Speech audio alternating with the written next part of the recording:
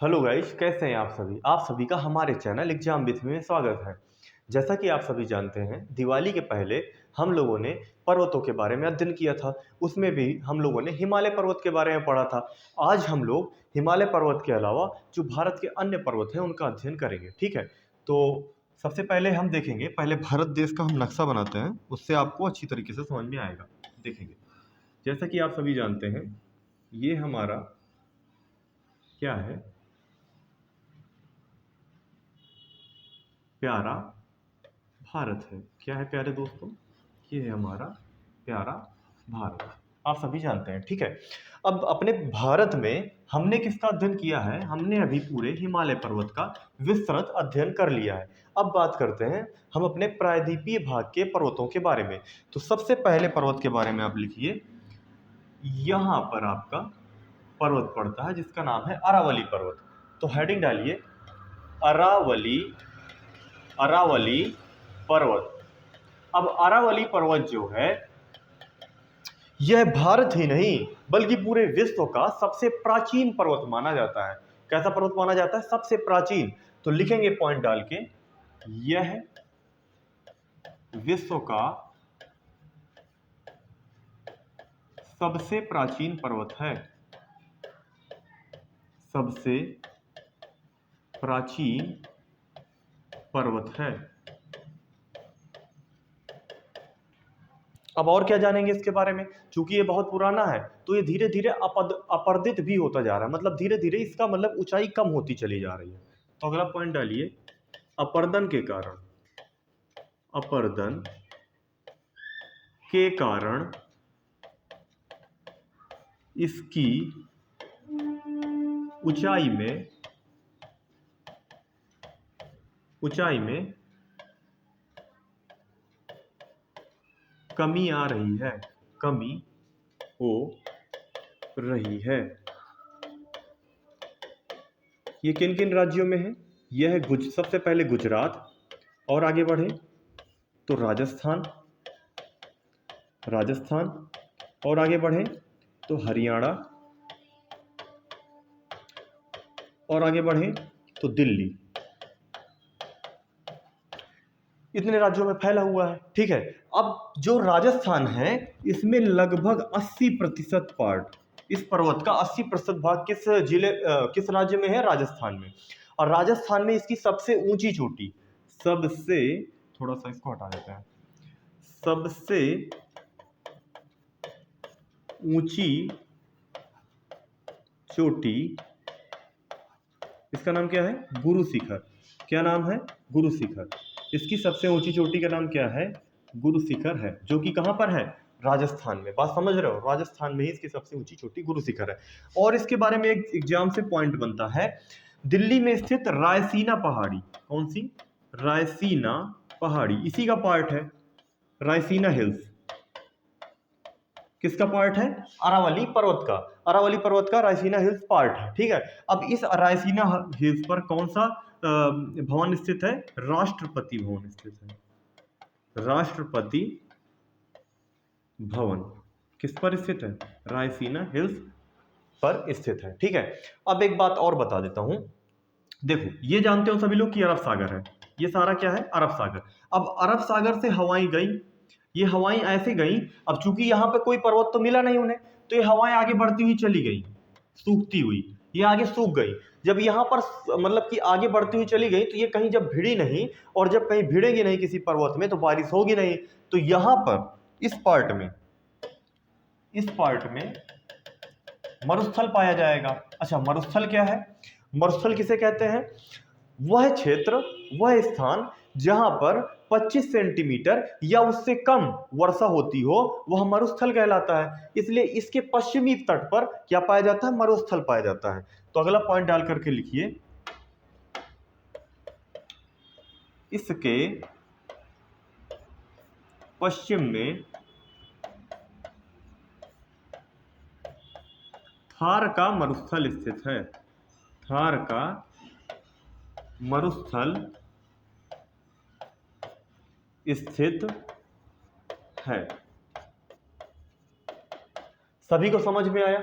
अरावली पर्वत के विषय में सभी लोग समझ गए अच्छी तरीके से? तो चलिए इतने ही पॉइंट एग्जाम में बनते हैं जो कि आपने कर लिए। अगला अगला पॉइंट देखेंगे, अगला पॉइंट समझेंगे। अगला पॉइंट देखते हैं। अब अगले पर्वत की जब बात करें, थोड़ा सा इसको भी हटा देते हैं तो मैं आपको चित्र से समझा दूं कि अगला पर्वत कहां पर आएगा, कैसे आएगा। ठीक है, तो इसको देखिए ऐसे। अगला जो पर्वत है उसका नाम है विंध्याचल पर्वत। अगले पर्वत का नाम लिखिए विंध्याचल पर्वत। अब आप स्पष्ट रूप से चित्र में देख रहे होंगे कि यह जो पर्वत है भारत को दो बराबर भागों में डिवाइड करता है कि नहीं डिवाइड करता है। देखो, उत्तर की ओर और दक्षिण की ओर बीच में कौन सा पर्वत पड़ गया? विंध्याचल पर्वत। तो पूछा जाएगा पेपर में कि ऐसा कौन सा पर्वत है जो भारत को दो भागों में विभाजित करता है, तो आप बोलेंगे विंध्याचल पर्वत है। ठीक है, तो लिखेंगे पॉइंट डाल करके, यह भारत को दो बराबर भागों में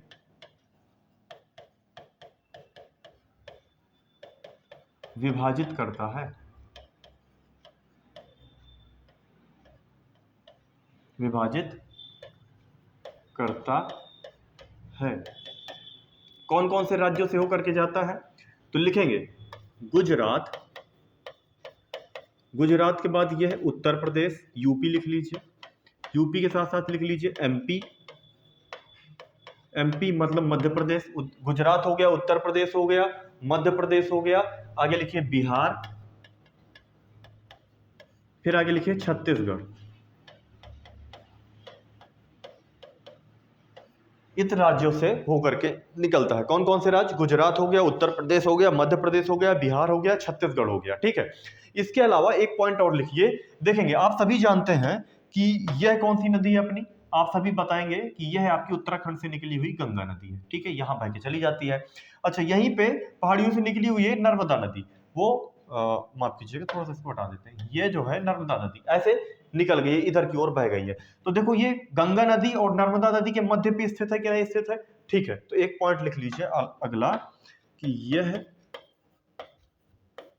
गंगा और नर्मदा नदी को अलग करता है, अलग करता है।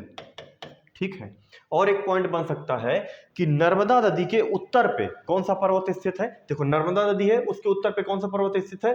तो आप क्या बोलेंगे? विंध्याचल पर्वत। यह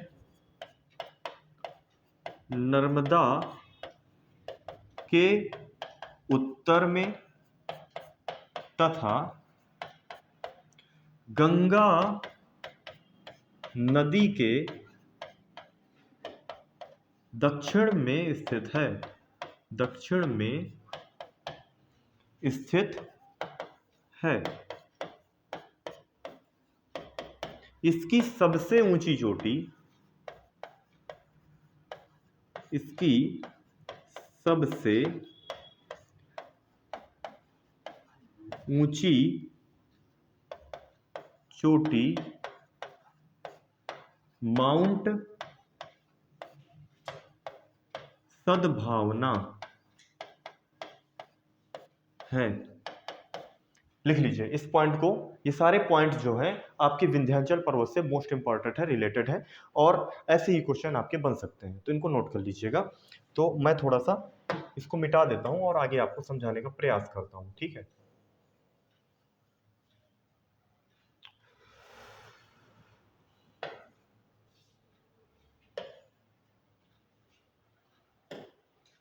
अब देखेंगे, ये हमने पढ़ लिया कि आपका ये हो गया सतपुड़ा रेंज, ये हो गया आपका विंध्याचल रेंज, और ये आपका सॉरी हाँ, ये आपका हो गया अरावली रेंज, ये आपका हो गया विंध्याचल, और ये आपका नेक्स्ट आया सतपुड़ा।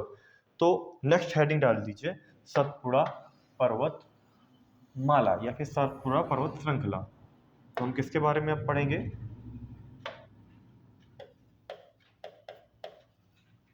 सतपुड़ा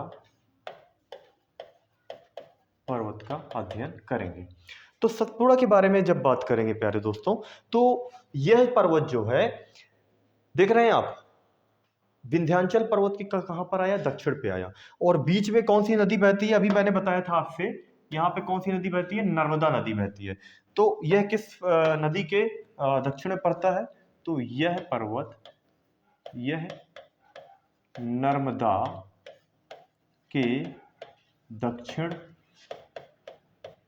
में तथा ताप्ती नदी, यहां से प्यारे दोस्तों ताप्ती नदी जाती है। कौन सी नदी जाती है, ताप्ती नदी, तथा ताप्ती के उत्तर में स्थित है। ये पॉइंट समझ में आया, सभी को समझ में आया ये पॉइंट। यह नर्मदा के दक्षिण में तथा ताप्ती के उत्तर में स्थित है। इसको समझने के लिए आप लोगों को इसकी 3 प्रमुख पहाड़ियां हैं जिनके बारे में मैं आपको बता देता हूं। इसको समझने के लिए यहाँ पे ऐसे समझना पड़ेगा आपको, ठीक है। 3 पहाड़ियां, ये 3 पहाड़ियां बनी हुई है ना, तो थोड़ा सा मैं इसको हटा देता हूं तो आप समझ जाएंगे इसके बारे में। ये पहली पहाड़ी जो है, ये दूसरी है और ये तीसरी है, ठीक है ना। तो पहली का नाम है आपका, पहली का नाम है राजपीपला। क्या नाम है, राजपीपला। अच्छा, ये दूसरी वाली का नाम है महादेव, महादेव। और तीसरी वाली का नाम है मैकाल। क्या नाम है, मैकाल। तो आप समझ गए होंगे, पहली वाली पहाड़ी का नाम है राजपीपला, दूसरी का महादेव, तीसरी का मैकाल। ये 3 इसकी प्रमुख पहाड़ियां हैं। तो सबसे पहले लिखेंगे राजपीपला के बारे में। राजपीपला, ये पहाड़ी जो है आपकी राजस्थान, राजस्थान तथा मध्य प्रदेश, एमपी लिख देते हैं, एमपी, कहां पर, राजस्थान तथा मध्य प्रदेश पे स्थित है, ठीक है। अब महादेव की बात करेंगे, महादेव, तो यह भी आपकी कहां पर, मध्य प्रदेश पर, एमपी पर स्थित है। और ये जो महादेव पहाड़ी है, यही इसका मुख्य भाग है, यही इसका मुख्य भाग है। अब महादेव पहाड़ी पे ही इसकी सबसे ऊंची चोटी, इसकी सबसे ऊंची लिखा दूंगा आगे। और सबसे पहले लिखिए मैकाल, मैकाल, ये आपका मध्य प्रदेश प्लस छत्तीसगढ़, छत्तीसगढ़ में भी स्थित है, ठीक है, छत्तीसगढ़, इन राज्यों पे स्थित है, ठीक है। और जो ये मध्य प्रदेश में स्थित महादेव की पहाड़ी है, इस पर सबसे ऊंची चोटी धूपगढ़ी, क्या नाम है, धूपगढ़ी, सतपुड़ा की सबसे ऊंची चोटी के रूप में जानी जाती है। महादेव, सतपुड़ा पर्वत श्रृंखला में महादेव नामक पर्वत के मध्य प्रदेश में, मध्य प्रदेश राज्य में धूपगढ़ी नाम की सबसे ऊंची चोटी पाई जाती है। बात समझे या नहीं समझे, इसके बारे में आप अच्छी प्रकार से समझ गए हैं कि नहीं समझ गए हैं। उम्मीद करते हैं कि आपको ये सारी बातें समझ में आ गई होगी। तो इनको नोट कर लीजिए, फिर इसके बाद आगे लिखा देते हैं, फिर आगे के पर्वत के बारे में अध्ययन करेंगे। फिर आपके आ जाएंगे पश्चिमी घाट और पूर्वी घाट वगैरह, तो इनके बारे में पढ़ेंगे। सबसे पहले इनको नोट कर लीजिए आप। मैं किनारे हट जाता हूं।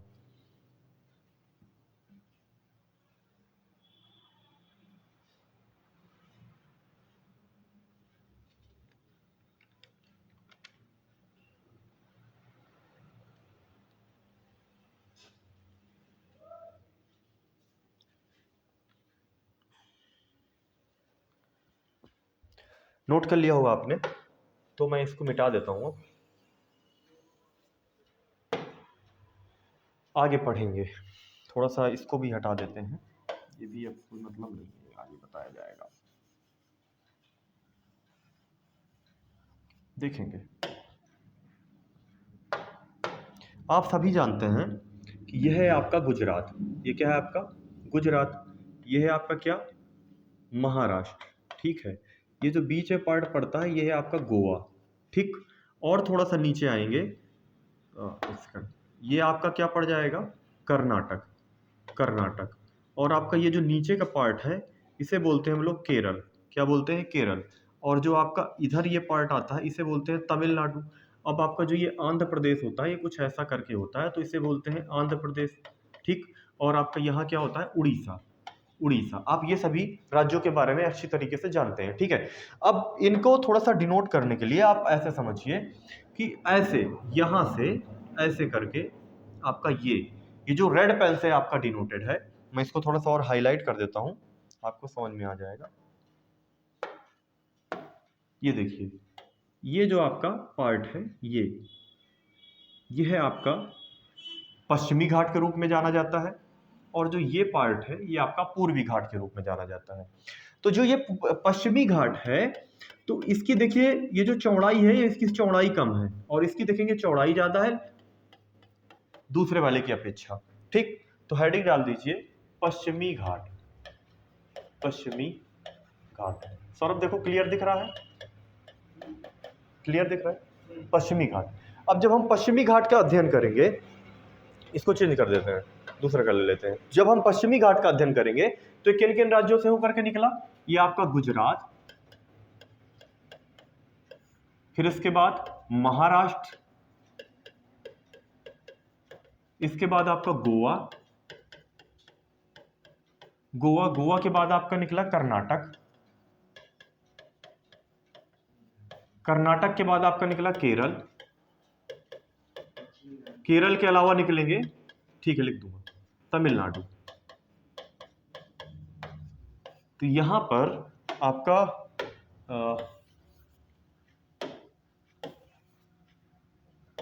क्या पड़ता है, इसको हम बोलते हैं पश्चिमी घाट, पश्चिमी घाट। और इसको चित्र के माध्यम से थोड़ा और समझ लेते हैं, ज्यादा अच्छा समझ में आएगा।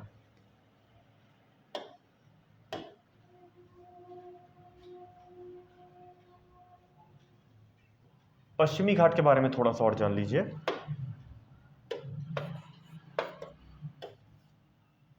मैं एक चित्र बनाता हूं, उससे आप अच्छी तरीके से समझ जाएंगे, देखिएगा।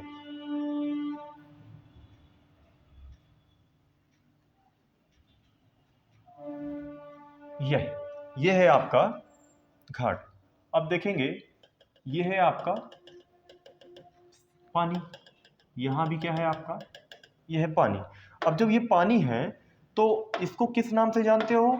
इसको हम जानते हैं अरब सागर के नाम से, अरब सागर, ठीक है। और इसको किस नाम से जानते हैं? बंगाल की खाड़ी, बंगाल की खाड़ी। अच्छा, ये है अरब सागर, ये है बंगाल की खाड़ी। मान लीजिए ये पार्ट है आपका अरब सागर और ये पार्ट आपका क्या है? बंगाल की खाड़ी है। अब ये जो अरब सागर है, इसके ऊपर इस प्रकार से सीढ़ी नुमा ये बना हुआ है। कैसा बना हुआ है? सीढ़ी नुमा। ये जो घाट ये बना हुआ है, मतलब ऊपर को उठा हुआ है। जो आप अगर जो अरब सागर से ऐसे करके देखेंगे तो भारत आपको इस प्रकार से ढलान पूर्वक दिखाई दे रहा होगा, इस प्रकार से ढलान की तरह है। तो जितनी भी नदियां हैं वो इधर की ओर बहती हुई गई हैं, इधर की ओर, पश्चिम से पूर्व की ओर बहती हुई गई हैं। अगर मैं इसको बनाना चाहूं तो आप समझिएगा ऐसे इस प्रकार से बहती हुई गई हैं, ठीक है। जब ये नदियां बहती हुई जाएंगी तो जो ये आपका पूर्वी घाट होगा, इसको विभाजित करेंगे कि नहीं विभाजित करेंगी? कई पहाड़ियों के रूप में विभाजित हो जाएगा नहीं हो जाएगा? इतना आप समझ गए होंगे। तो अब इसके बारे में मैं आपसे बताना चाहूंगा कि जब यहां से पानी लेकर के हवा आती है, इन घाटों में क्या हो जाती है? टकरा जाती है। और जब इन घाटों में टकरा जाएगी तो यहीं पर क्या हो जाएगी? भारी वर्षा हो जाएगी। बात समझ गया कि नहीं समझ गए? इसी प्रकार से ये आपकी पूर्वी हवाएं आई और आके पानी लेकर के आई, क्योंकि बंगाल की खाड़ी से उनको पानी प्राप्त हो गया, और यहां पर आके क्या हुई? टकरा गई। जब यहां पे टकरा गई तो यहां पर भी क्या हो जाएगी? भारी वर्षा हो जाएगी। क्योंकि भारी वर्षा भी हो गई। और एक पॉइंट अभी आपको और बता देता हूं कि मान लो यह है हमारी पृथ्वी, यह है आपकी भूमध्य रेखा और यह है आपकी कर्क रेखा। भारत देश हमारा कहां स्थित है? यहां पर स्थित है। सूर्य की सीधी किरणें कहां पड़ेंगी? सूर्य की सीधी किरणें पड़ेंगी यहां पर। कहां पड़ेंगी? इस एरिया पर, भूमध्य रेखा के आसपास सूर्य की सीधी किरणें पड़ती हैं। जब भूमध्य रेखा पर सूर्य की सीधी किरणें पड़ती हैं तो यहां पर तापमान हाई हो जाएगा कि नहीं हो जाएगा? टेम्परेचर हाई होगा कि नहीं हो जाएगा? एक तो आपको टेम्परेचर भी हाई मिला, पहला कंडीशन। दूसरी कंडीशन, यहां पर वर्षा भी बहुत तेजी से हो रही है, टेम्परेचर भी हाई मिला, वर्षा भी बहुत तेजी से हो रही है। तो सर्वाधिक जैव विविधता, सर्वाधिक जैव विविधता कहां पाई जाएगी? यहीं पर पाई जाएगी। तो एक पॉइंट बनाकर लिखिए, मोस्ट इंपॉर्टेंट पॉइंट, जैव विविधता सर्वाधिक मात्रा में कहां पाई जाती है? पश्चिमी घाट। ये अधिकतर पेपर में पूछा जाता है। भारत में सर्वाधिक जैव विविधता कहाँ पाई जाती है? पश्चिमी घाट। ये सर जैव विविधता क्या है? तो ऐसा स्थान जहां पर विभिन्न प्रकार के जीव जंतु तथा विभिन्न प्रकार के आपके पेड़ पौधे पाए जाते हो, वह एक हाई जैव विविधता वाला क्षेत्र पाया माना जाएगा। और जहां पर सबसे कम जीव जंतु पाए होंगे वहां पर कम जैव विविधता होगी, और जहां पर अधिक जीव जंतु होंगे वहां पर सबसे ज्यादा हाई जैव विविधता होगी। तो मतलब सर्वाधिक मात्रा में, समझ रहे हो ना, सर्वाधिक सबसे ज्यादा जैव विविधता कहां पाई जाती है? पश्चिमी घाट में पाई जाती है। इसकी कुल लंबाई, इसकी कुल लंबाई 1800 किलोमीटर है। कितनी है? 1800 किलोमीटर। और चौड़ाई की बात करेंगे तो इसकी कुल चौड़ाई 180 किलोमीटर है। ठीक है, 170 से 180, थोड़ा सा इसको, 170 से 180 किलोमीटर है। इसके वनों को सोला कहा जाता है। क्या कहा जाता है? सोला कहा जाता है। पश्चिमी घाट की सबसे ऊंची चोटी की बात की जाए पश्चिमी घाट की सबसे ऊंची चोटी की बात की जाए तो वह आपकी कौन सी कहलाएगी? उसे बोलते हैं, पश्चिमी घाट की सबसे ऊंची चोटी अनाई मुड़ी कहलाती है। अनाई मुड़ी। अनाई मुड़ी क्या है? सबसे ऊंची चोटी, सबसे ऊंची चोटी, जो कि दक्षिण भारत की भी सबसे ऊंची चोटी मानी जाती है। जो कि दक्षिण भारत की भी सबसे ऊंची चोटी मानी जाती है। ये सारी बातें आपको समझ में आ गई या नहीं समझ में आई? बोलिए भाई, सभी लोग कमेंट कीजिए, सभी को समझ में आ रहा है कि नहीं समझ में आ रहा है? इस पॉइंट को जल्दी से आप नोट कीजिए, जल्दी से, जितनी जल्दी हो सके, क्योंकि आपका जो जीडी का एग्जाम है उसमें ये सारे क्वेश्चन मोस्ट इंपॉर्टेंट होंगे, इसलिए आप इन सबको नोट कर लीजिए, जल्द से जल्द नोट कीजिए। चलिए मैं आपको टाइम देता हूं 2 मिनट का।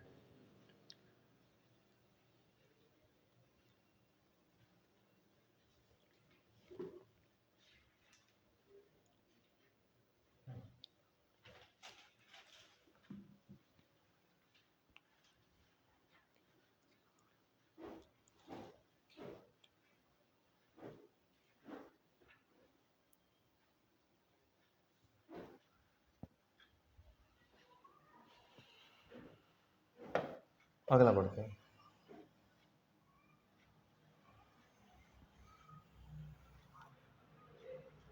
एक पॉइंट और लिख लीजिए इसके बारे में अगर लिखना हो, खैर जाने दीजिए, हो गया। बताना चाह रहा हूं, मैं बता दे रहा हूं आपको, इसे सह्याद्री पर्वत भी कहा जाता है। ठीक है, तो पश्चिमी घाट को सह्याद्री पर्वत भी कहा जाता है, याद रखिएगा। अगला पॉइंट डालिए, पूर्वी घाट। पूर्वी घाट। अब जब पूर्वी घाट की बात करते हैं तो यहां पर आप देख रहे होंगे कि ये जो पार्ट है ये आपका पूर्वी घाट के रूप में जाना जाता है। तो किन किन राज्यों में आया? तो ये आपका सबसे पहले लिखिए, यह है तमिलनाडु। तमिलनाडु। तमिलनाडु के बाद आगे बढ़िए तो आंध्र प्रदेश। आंध्र प्रदेश, उड़ीसा, 3 राज्यों में फैला हुआ है। इसकी कुल लंबाई, इसकी कुल लंबाई 1400 किलोमीटर है। और चौड़ाई की जब बात की जाएगी तो 180 किलोमीटर है। ठीक है, 180 किलोमीटर या उससे थोड़ा सा ज्यादा भी है। ठीक है, जो आपका पूर्वी घाट है वो पश्चिमी घाट की अपेक्षा कुछ ज्यादा चौड़ा है, इस बात को याद रखिएगा। ठीक है, अब मैंने बताया था कि जो नदियां आई वो भारत, हमारा देश किस प्रकार से, इस प्रकार से ढलान की ओर बना हुआ है, इस प्रकार से नदियां बह रही हैं इधर की ओर, तो ये नदियां इधर की ओर बहती हुई जाएंगी। अब जो ये घाट है इसको विभाजित करेंगी कई पहाड़ियों के रूप में कि नहीं करेंगी? विभाजित करेंगी। तो लिखिए, अब कौन कौन से राज्य होते हैं? सबसे पहले आप लिख लीजिए उड़ीसा। तो उड़ीसा में कौन कौन से राज्य पड़ते हैं? एक आपकी पहाड़ी पड़ती है, उसका नाम है उत्तरी सरकार। उत्तरी सरकार। ठीक है, अब आंध्र प्रदेश की जब बात करेंगे, आंध्र प्रदेश, तो आंध्र प्रदेश में आपकी होती है एक नल्ला मल्ला। नल्ला मल्ला, एक पापीकोंडा, पापीकोंडा, नल्ला मल्ला हो गया, पापीकोंडा हो गया। इसके बाद तमिलनाडु में लिख दिए, तमिलनाडु। पहाड़ी का नाम है सेवराय, सेवराय की पहाड़ी। इस प्रकार से अलग अलग पहाड़ियों में जो है ये डिवाइडेड है। अच्छा, जो आपका पश्चिमी घाट और पूर्वी घाट, जो आपका पश्चिमी घाट और पूर्वी घाट जिस स्थान पर मिलता है, मैं थोड़ा सा इसको अच्छे से बता देता हूं, इसको आप थोड़ा सा मिटाते हैं और अच्छे से समझते हैं।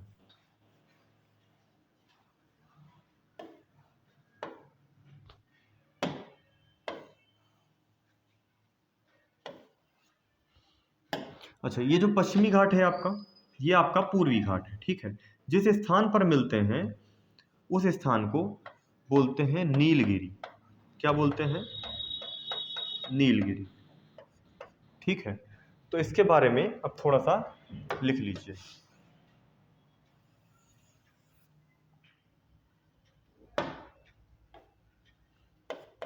नीलगिरी, जो नीलगिरी पर्वत है ये पश्चिमी घाट और पूर्वी घाट का मिलने का स्थान है। तो यह दोनों घाटों को मिलाता है। इसमें एक नीलकुरुंजी का पुष्प पाया जाता है, पुष्प पाया जाता है। ये नीलकुरुंजी का पुष्प सिर्फ आपका नीलगिरी पर्वत में ही पाया जाता है, इसलिए इसे नीलगिरी पर्वत भी कहते हैं, ठीक है। आपसे प्रश्न बनेगा पेपर में कि नीलकुरुंजी का पुष्प कहाँ पाया जाता है, तो नीलगिरी की पहाड़ी में पाया जाता है। एक पॉइंट और लिख लीजिए, इसकी सबसे ऊंची चोटी, ऊंची चोटी डोंडा, डोंडा बेट्टा है। किसकी? नीलगिरी पर्वत की सबसे ऊंची चोटी का नाम क्या है? डोंडा बेट्टा, ठीक है। अगला पॉइंट लिखिए। अब अगली एक पहाड़ी का नाम लिखिए, ठीक है। मैंने बताया, थोड़ा सा इसको और मिटा करके अच्छे से बताने का प्रयास करूंगा कि देखिएगा, जहां पर पूर्वी और पश्चिमी घाट मिले उसको क्या बोला हमने? नीलगिरी। तो आपका ये पार्ट क्या कहलाएगा? ये आपका कहलाएगा नीलगिरी। तो थोड़ा इसके बारे में लिख देता हूं। ये आपका हो गया नीलगिरी। नीलगिरी के दक्षिण में पहाड़ी पाई जाती है जिसे बोलते हैं इलायची, कार्डिमम, इलायची। इसका नाम कार्डिमम भी है, इसको इलायची की पहाड़ी बोलते हैं, ठीक है। तो अगला पॉइंट डाल दीजिए, इलायची की पहाड़ी। इसको थोड़ा सा ऊपर कर लेते हैं, लिखिएगा इलायची की पहाड़ी, लिखेंगे। यह नीलगिरी, नीलगिरी पर्वत के दक्षिण में स्थित है, दक्षिण में स्थित है। यह मसालों के लिए प्रसिद्ध है, मसालों के लिए प्रसिद्ध है। और अगला पॉइंट लिख लीजिए, यह केरल राज्य में स्थित है। नोट कीजिए भाई, कोई भी क्वेश्चन आपका एग्जाम से रिलेटेड, कोई भी क्वेश्चन आपका पहाड़ियों का नहीं बचेगा। इसको नोट कर लीजिए सभी लोग, जल्दी से नोट कीजिए। इसके बाद बताइए भाई कैसा लगा सभी लोगों को। नोट करते जाइए, नोट करिए भाई, जगह दे दी मैंने आपको, जल्दी से नोट कीजिए।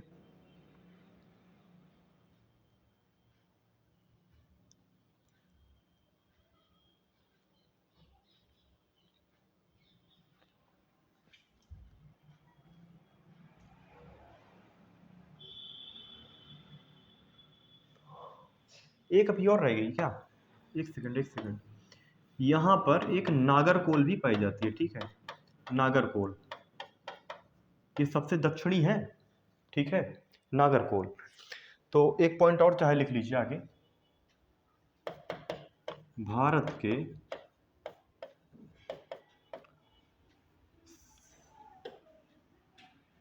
सबसे दक्षिण में नागरकोल पर्वत पाया जाता है। यह पर्वत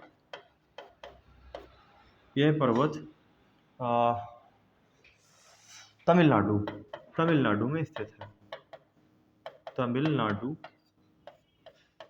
में स्थित है।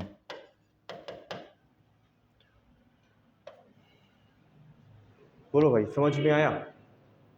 कोई भी पॉइंट आपका बचेगा नहीं, सभी पॉइंट आपको मैंने पूरा करने का प्रयास किया है। अब इसके बाद आप लोगों को इससे रिलेटेड जो भी क्वेश्चन है उन्हें सॉल्व करना है। उम्मीद करते हैं कि ये सारे क्वेश्चन आप लोगों को समझ में आ गए होंगे और कोई भी क्वेश्चन आपका बचेगा नहीं अब एग्जाम से रिलेटेड। तो सभी लोगों को समझ में आया होगा या नहीं आया है, बताइए भाई, सभी लोगों को समझ में आया है ना? आज की क्लास आप लोगों को कैसी लगी? तो प्यारे दोस्तों, सभी लोगों को अनुरोध है कि वीडियो को शेयर कीजिए, सब्सक्राइब कीजिए और ज़्यादा से ज़्यादा लोगों तक पहुंचाइए। सभी को बहुत बहुत धन्यवाद। जय हिंद, जय भारत।